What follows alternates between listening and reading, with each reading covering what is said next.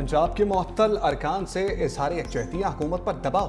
तहरीक इंसाफ की मरकजी क़यादत का लाहौर मार्च जाती उम्रा के करीब फार्म हाउस में पीटीआई बड़ों ने सर जोड़ लिए। इजलास में एहतजाजी तहरीक हिकमत अमली मुरतब पर ख्वार। इजलास के बाद पीटीआई क़यादत को इशाइया भी दिया गया। आज प्रेस कॉन्फ्रेंस में इजलास के फैसलों पर आगाह किया जाएगा।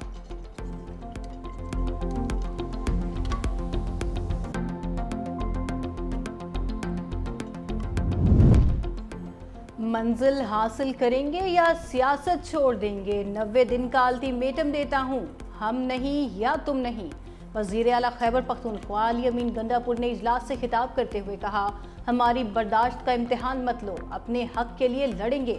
बानी पीटीआई ने कहा, साजिश साबित करो, जो सजा दोगे कबूल होगी। हमारी बर्दाश्त का इम्तिहान मत लो, अपने हक के लिए लड़ कर दिखाएंगे। बानी पीटीआई ने कहा था कि मुज़ाकरात के लिए तैयार हूँ, हमने तो जबर बर्दाश्त किया, लेकिन आपसे बर्दाश्त नहीं होगा। पाकिस्तान तहरीक इंसाफ केपीके में कोई तब्दीली नहीं आएगी। अली अमीन साहब, गंडापुर साहब को, खान साहब का पूरा एतमाद हासिल है। जब तक उसका एतमाद हासिल है, इंशाअल्लाह ताला वो वज़ीर आला रहेंगे और बेहतरीन वज़ीर आला बेहतरीन काम कर रहे हैं। इमरान खान साहब के बच्चों को क्यों बुलाया जा रहा है? क्या पाकिस्तान तहरीक इंसाफ के पास लीडरशिप का फुकदान है? नहीं, लीडरशिप का फुकदान नहीं, लेकिन वो बच्चे हैं और बड़े हमदर्द है। उसके बच्चे, उनका राइट, वो आगे जैसा चाहे, ये भी उनका हक है। अली अमीन गंडापुर तहरीक इंसाफ के वज़ीर आला हैं और रहेंगे। केपीके में तहरीक इंसाफ के अंदर से तब्दीली के मौलाना के बयान से मुत्तफिक नहीं। पीटीआई चेयरमैन बैरिस्टर गौहर की मीडिया से गुफ्तगू। कहा, बानी पीटीआई की कॉल पर 5 अगस्त को तहरीक उरूज पर पहुंचेगी। तहरीक में बानी पीटीआई के दोनों बेटे भी शिरकत करेंगे। इतनी बड़ी पार्टी के लीडर को कब तक जेल में रखेंगे?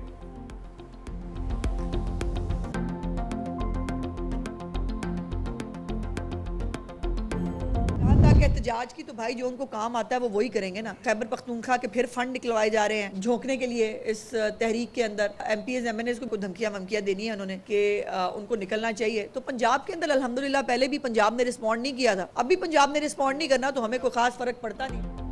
पीटीआई को सिर्फ एहतजाज करना आता है, वही करेंगे। खैबर पख्तूनख्वा हुकूमत के फंड्स तहरीक में झोंकने की तैयारियां की जा रही हैं। वज़ीर इत्तलात पंजाब अज़मा बुखारी ने कहा, पहले भी पंजाब के लोगों ने एहतजाजी तहरीक पर रद्द-ए-अमल नहीं दिया था, अब भी कुछ नहीं होगा। सेहत कार्ड बंद करने पर प्रोपेगेंडा किया गया, ये नवाज शरीफ का मंसूबा है जो जारी है।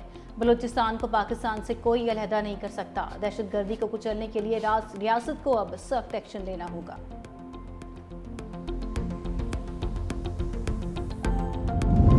पंजाब असम्बली में अपोजिशन के मुअत्तल अरकान के मामले पर पेशरफ्त। हुकूमत ने मुज़ाकराती कमेटी तश्कील दे दी।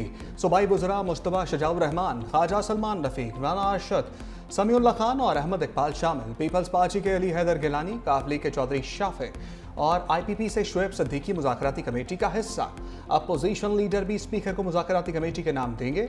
अपोजिशन और हुकूमती इत्तेहाद की मुज़ाकराती कमेटी का दूसरा सेशन आज होगा।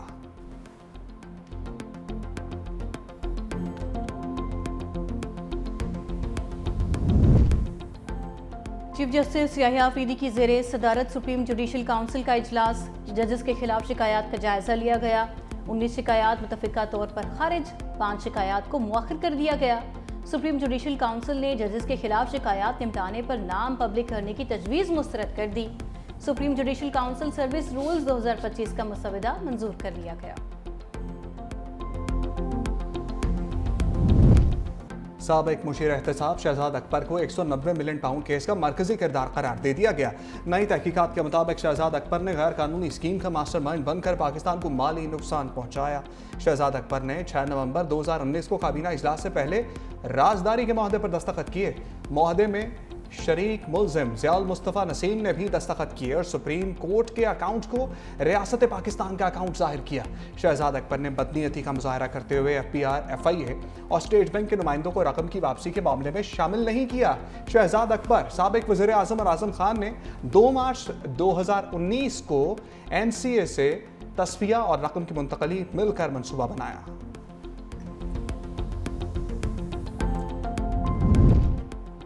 सदर आसिफ अली जरदारी से वज़ीर तवानाई सिंध नासिर शाह की मुलाकात। वज़ीर तवानाई ने सदर को सिंध के तवानाई मसाइल से आगाह किया। नासिर शाह की OGDCI में सिंध की नुमाइंदगी और दीगर मामले में सदर को ब्रीफिंग। नासिर शाह का कहना था कि बिजली कंपनीज में सिंध की नुमाइंदगी ना होने की वजह से मसाइल पैदा हो रहे हैं। वज़ीर तवानाई सिंध नासिर शाह की Sindh electric power regulatory authority के क़याम पर भी ब्रीफिंग। सदर आसिफ अली जरदारी का कहना था कि सिंध तवानाई का हब है। सिंध की तरक्की पूरे मुल्क की तरक्की है। सिंध के तवानाई मसाइल फौरी तौर पर हल किए जाएंगे और तमाम तहफ़्फ़ुज़ात को दूर किया जाएगा।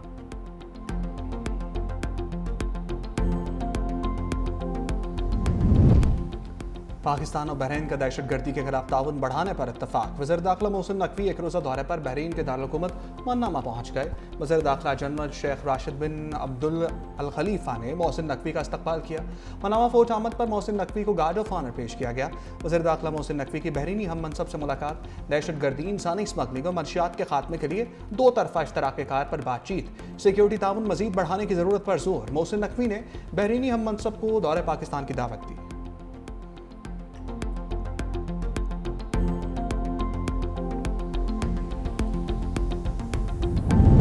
9/11 के इल्ज़ामात के एतराफ़ के बदले सज़ा में कमी का मुआहिदा मुस्तरद। अमरीकी अदालत ने खालिद शेख और दीगर 2 मुल्ज़िमान के खिलाफ 1-2 से फैसला सुना दिया।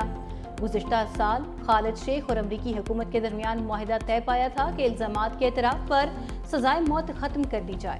खालिद शेख और दीगर 2 अफराद को 9/11 का मुबैना मास्टरमाइंड करार दिया गया था। भारत को दिफाई बरामदात के महाज पर बड़ा धचका। ब्राज़ील ने भारतीय साख्ता आकाश मिसाइल डिफेंस सिस्टम खरीदने से इनकार कर दिया। ब्राज़ील भारत की बजाय यूरोपीय कंपनी से जदीद सिस्टम की खरीदारी करेगा। मीडिया रिपोर्ट्स के मुताबिक ब्राज़ील के फैसले को भारत के लिए एक अहम सफारती और दिफाई नाकामी करार दिया जा रहा है।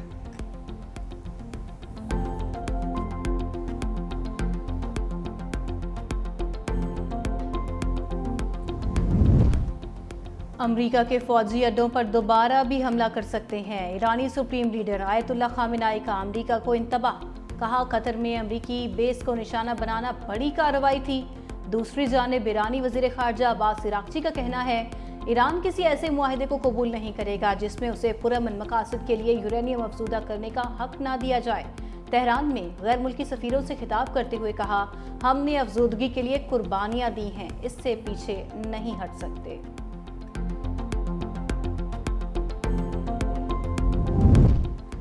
गजा में इस्राएली फौज की अंधोनाक बमबारी ना थम सकी। सुबह से अब तक मजीद 60 से ज़ायद फ़लस्तीनी शहीद कर दिए।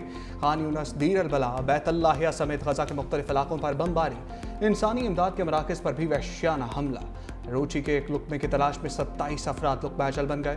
दूसरी जानिब मकबूजा मगरबी किनारे में इस्राएली आबादकार आपे से बाहर हो गए। इंतहापसंद सहयोनियों ने 20 साला फ़लस्तीनी नज़्याद अमरीकी शहरी सैफुल्ला मसलत को बेरहमी से तशद्दुद करके कत्ल कर दिया, जबकि एक और फ़लस्तीनी नौजवान हुसैन अश-शलाबी आबादकारों की फायरिंग का निशाना बने। उन्होंने वाक़े को नाकाबिल तसव्वुर जुल्म करार देते हुए अमरीकी महकमा ख़ारजा से फौरी और गैर जानिबदार तहकीकात का मुतालबा कर दिया।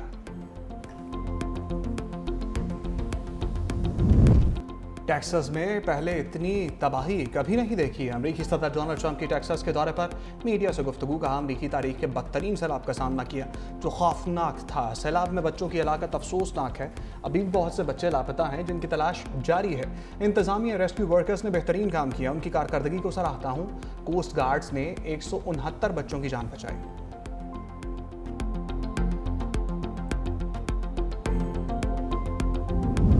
अमरीकी सदर डोनाल्ड ट्रंप ने एक और तजारती पत्ता खेल दिया। यूरोपीय यूनियन ने मेक्सिको पर 1 अगस्त से 30% दरामदी टैरिफ आयद करने का ऐलान कर दिया। सोशल मीडिया पर अपने बयान में ट्रंप ने खबरदार किया कि अगर इन ममालिक ने जवाबी कार्रवाई की तो मजीद सख्त मौशी इक़दाम किए जाएंगे।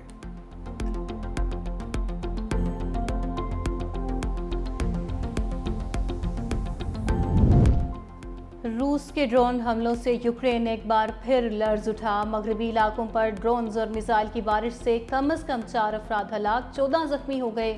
यूक्रेनी फ़ज़ाइया के मुताबिक रूस ने 597 ड्रोन्स और 26 क्रूज मिसाइल फायर किए। यूक्रेनी सदर ज़ेलेंस्की का कहना है कि मगरबी ममालिक के इत्तेहादियों को सिर्फ इशारों की बजाय मुअस्सर इक़दाम करना होंगे। रूस को मज़ीद पाबंदियों के ज़रिए ही रोका जा सकता है।